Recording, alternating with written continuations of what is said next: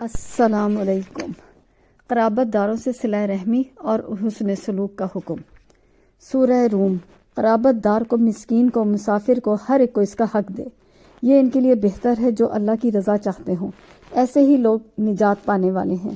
تم جو بیاج دیتے ہو کہ لوگوں کے مال میں بڑھتا رہے، وہ اللہ کے ہاں نہیں بڑھتا، اور جو کچھ صدقہ زکوٰۃ تم اللہ کی رضا کے لیے دو گے تو ایسے لوگ ہی ہیں اپنا مال دوگنا کرنے والے۔ اللہ وہ ہے جس نے تمہیں پیدا کیا، پھر روزی دی، پھر مار ڈالے گا، پھر زندہ کر دے گا۔ بتاؤ تمہارے شریکوں میں سے کوئی بھی ایسا ہے جو ان میں سے کچھ بھی کر سکتا ہو؟ اللہ کے لیے پاکی اور برتری ہے ہر ایک اس شریک سے جو یہ لوگ مقرر ہے۔ قرابت داروں سے صلہ رحمی کرنے کا حکم ہے۔ قرابت داروں کے ساتھ نیکی، سلوک اور صلہ رحمی کرنے کا حکم ہو رہا ہے۔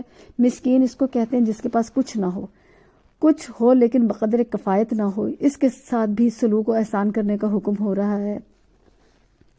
مسافر جس کا خرچ کم پڑ گیا ہو اور سفر کا دیدار خرچ پاس نہ رہا ہو، اس کے ساتھ بھی بھلائی کرنے کا ارشاد ہے۔ یہ ان کے لیے بہتر ہے جو چاہتے ہیں قیامت کے دن ان کا دیدار کریں۔ حقیقت میں انسان کے لیے اس سے بڑی نعمت کوئی نہیں۔ دنیا اور آخرت میں نجات ایسے ہی لوگوں کو ملے گی۔ مروی ہے جو شخص کوئی عطیہ اس ارادے سے دے کہ لوگ اس سے زیادہ دیں گے تو گو اس ارادے سے ہدیہ دینا ہے تو مباح لیکن ثواب سے خالی ہے۔ اللہ کے ہاں اس کا بدلہ کچھ بھی نہیں، مگر اللہ تعالیٰ نے ابھی اپنے نبی صلی اللہ علیہ وآلہ وسلم کو اس سے بھی روک دیا ہے۔ اس معنی میں یہ حکم آپ کے لیے مخصوص ہوگا۔ اس کی مشابہ آیت ہے جس کا ترجمہ ہے، یعنی زیادتی معاوضے کی نیت سے کسی کے ساتھ احسان نہ کرو۔ ابن عباس رضی اللہ عنہ سے مروی ہے، سود یعنی نفع کی دو صورتیں ہیں۔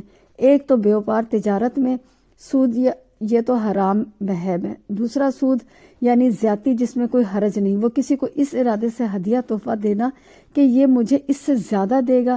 پھر آپ نے یہ آیت پڑھی، فرمایا اللہ کے پاس ثواب تو زکوٰۃ ادا کرنے کا ہے، زکوٰۃ دینے والوں کو بہت برکتیں ہیں۔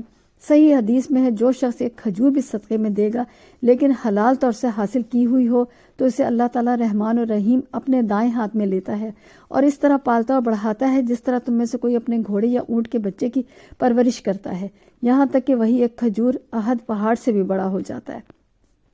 اللہ ہی خالق و رازق ہے۔ انسان کی پیدائش جب ہوتی ہے تو وہ بالکل بے علم، بے کان، بے آنکھ، بے طاقت ہوتا ہے۔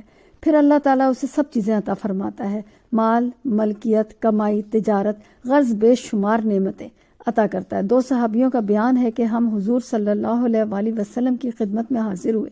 اس وقت آپ کسی کام میں مشغول تھے، ہم نے بھی آپ کا ہاتھ بٹایا۔ آپ نے فرمایا، دیکھو تب تک روزی سے محروم نہیں رہتا جب تک بندہ محنت کرتا ہے۔ انسان ننگا بھوکا دنیا میں آتا ہے لیکن ایک چھلکا بھی اس کے بدن پہ نہیں ہوتا، پھر رب ہی اسے روزیاں دیتا ہے۔ اس حیات کے بعد تمہیں مار ڈالے گا، پھر قیامت کے دن زندہ کرے گا۔ اللہ کے سوا تم جن جن کی عبادت کر رہے ہو ان میں سے ایک بھی تو ان باتوں میں سے کسی ایک پر قابو نہیں رکھتا۔ ان تمام کاموں میں سے کوئی بھی ایک نہیں کر سکتا۔ اللہ سبحانہ و تعالیٰ تنہا خالق و رزاق اور موت اور زندگی کا مالک ہے۔ وہی قیامت کے دن تمام مخلوق کو جلا دے گا۔